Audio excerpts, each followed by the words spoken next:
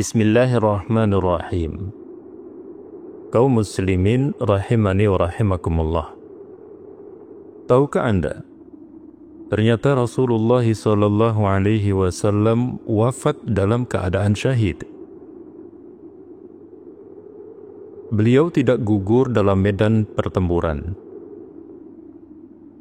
tidak pula kecelakaan tenggelam atau tertimpa benda berat atau yang semisalnya. Namun, kepergian beliau adalah sebuah kemuliaan yang syarat dengan hikmah.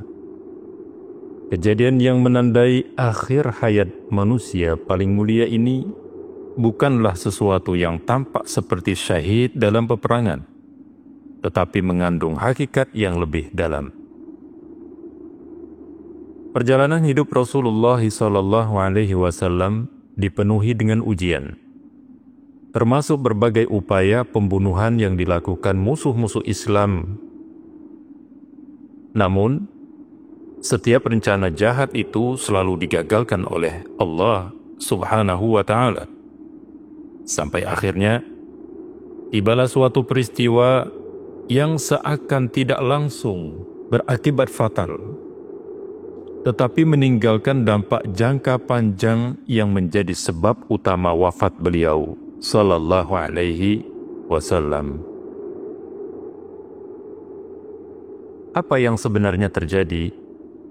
Bagaimana mungkin seorang yang begitu dijaga oleh Allah Subhanahu wa Ta'ala tetap mengalami kejadian yang mengantarkannya kepada kematian? Sebuah peristiwa yang terjadi beberapa tahun sebelum wafat beliau sallallahu alaihi wasallam rupanya menjadi titik awal dari takdir besar yang telah Allah Azza wa Jalla tetapkan. Dalam Sahih Bukhari dan kitab-kitab hadis lainnya disebutkan bahwa setelah perang Khaybar, seorang perempuan Yahudi bernama Zainab bintu Al-Harith menghadiahkan seekor kambing panggang kepada Rasulullah SAW. Daging tersebut telah dia racuni, khususnya pada bagian bahu atau sampilnya, karena dia mengetahui bahwa Rasulullah SAW menyukai bagian tersebut. Ketika beliau sallallahu alaihi wasallam mulai makan, tiba-tiba beliau bersabda, "Angkat tangan kalian, karena daging ini telah memberitahuku bahwa ia beracun."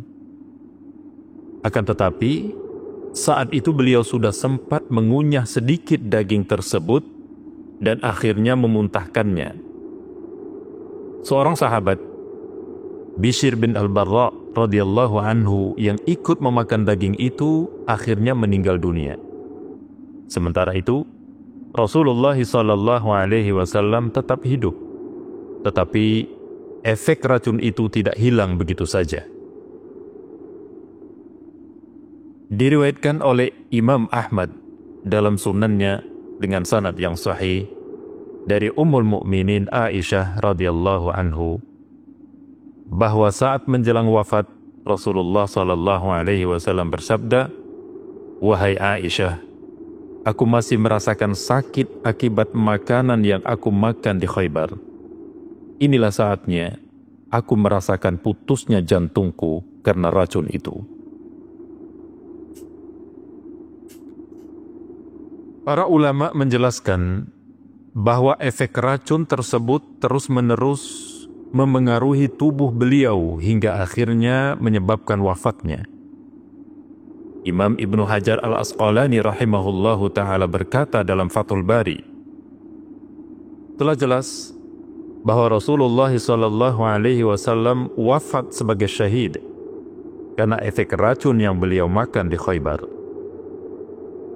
Al-Imam An-Nawawi rahimahullahu ta'ala dalam syarah Sahih Muslim menyatakan pula, para ulama mengatakan bahwa Allah Azza wa Jalla mengumpulkan bagi nabinya antara kemuliaan kenabian dan kesyahidan, sebab beliau wafat akibat racun yang diberikan oleh perempuan Yahudi di Khaybar. Selain itu, Imam Ibn Al-Qayyim rahimahullahu ta'ala dalam Zadul Ma'ad menegaskan, pengaruh racun itu terus terasa dalam tubuh beliau hingga menyebabkan syahidnya. Dengan ini, Allah menyempurnakan kemuliaan beliau dengan kesyahidan setelah kenabian. Dengan demikian, jelaslah bahwa Rasulullah Sallallahu Alaihi Wasallam wafat dalam keadaan syahid. Beliau memang tidak gugur di medan perang dengan pedang atau tombak musuh, tetapi beliau merasakan efek racun yang diberikan oleh musuh Islam. Ini adalah bentuk lain dari kesyahidan yang Allah Subhanahu wa Ta'ala takdirkan untuk kekasihnya. Kesyahidan beliau Sallallahu Alaihi Wasallam ini menjadi bukti bahwa Allah Azza wa Jalla memilih untuk menyempurnakan kemuliaan beliau dengan meninggalkan dunia dalam keadaan syahid, sebagaimana beliau juga menjadi manusia paling mulia dalam kehidupan dan kenabiannya. Maka setiap muslim yang mencintai beliau sallallahu alaihi wasallam hendaknya memahami bahwa kematian beliau bukan sekadar takdir biasa, tetapi memiliki makna yang dalam. Beliau wafat sebagai seorang nabi dan sekaligus sebagai seorang syahid yang menunjukkan betapa sempurnanya derajat yang Allah Subhanahu wa Ta'ala berikan kepada beliau. Wallahu a'lam bishawab wa barakallahu fikum.